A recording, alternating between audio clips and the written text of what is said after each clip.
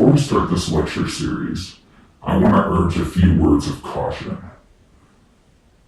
If I do my job right here, some of the things that you're going to learn are very likely going to make you quite upset. And that's fine. We're all upset here. But I want you to know it's a bit late for that, and we're very much past that point.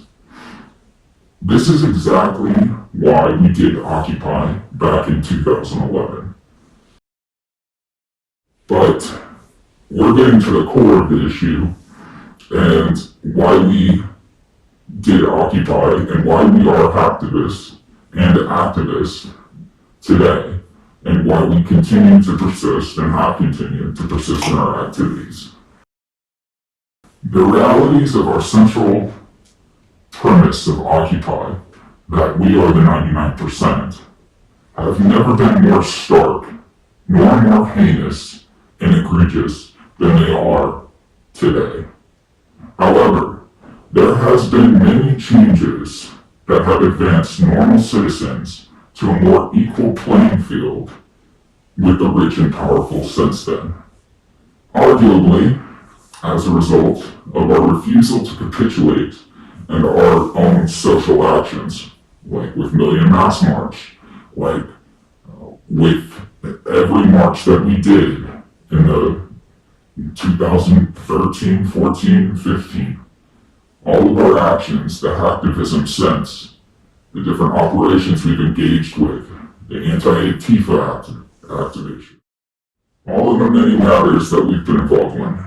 Yet, when we're talking about the central premise that really galvanized people into Occupy, there was actually a major flaw with the Occupy movement. Not in its timing. We needed to give Obama a run for his money, that's for sure. But on one hand, Occupy was premature. We had a small segment of people who actually knew what it meant to be the 99%. And on the other hand, we know it was premature because it was orchestrated by the feds. You'll find that out if you watch the Anonymous documentary. And you'll see that there was a fat, greedy bastard who sold out the collective to the FBI and sent the initial notification meeting at Occupy on Wall Street. And you should also know that Occupy was a global movement taking place in many cities across the world. So the people who were informed of the real reason for the protest, like just because one person sends a tweet out, doesn't mean that everybody's going to join for no reason just because of that person. The people that were there for genuine reason of being the 99%. They were few in number compared to the enormous amount who was protesting. Basically, at that time, people knew something had to be done, and it didn't necessarily matter what it was, just as long as it was something. Admittedly, I myself fell into that category. Probably because the human race is quite enormous, and we all come from different backgrounds. Yet, even then, I knew that the fundamental philosophical arguments had not been made broadly enough to make the brutality we experienced worthwhile. Thus, it was not right. Personally, I believe that the feds orchestrated this plot to isolate potential trouble sources, people in society that would resist some of the communist and totalitarian actions that were being carried out by the Obama administration and the old guard at that time that was more or less still in place, that was very much in place. And I believe it was to isolate those people who exist on the fringe, who are activists, who will go out and do something and put us onto a watch list. It substantiated that purpose. And while for us it also created a false positive movement. If you already had a movement that happened, people who wanted to make a movement no longer have it.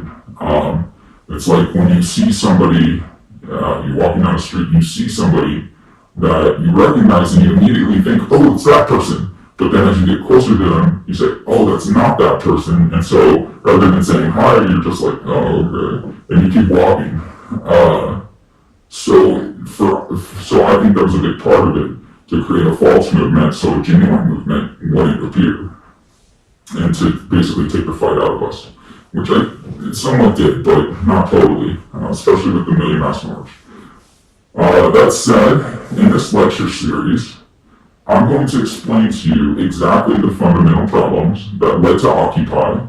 And basically, at that point in time, a lot of the comments were, after Million Mass March, was, let it not be said that we did nothing. And we did do something, and we've gained traction. And here we have another opportunity in the 2020s to really emphasize and get down to the point of the arguments.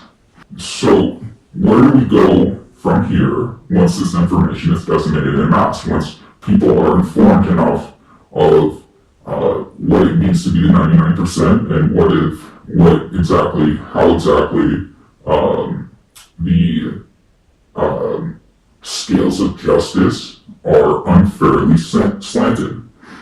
Well, let's not be linear here.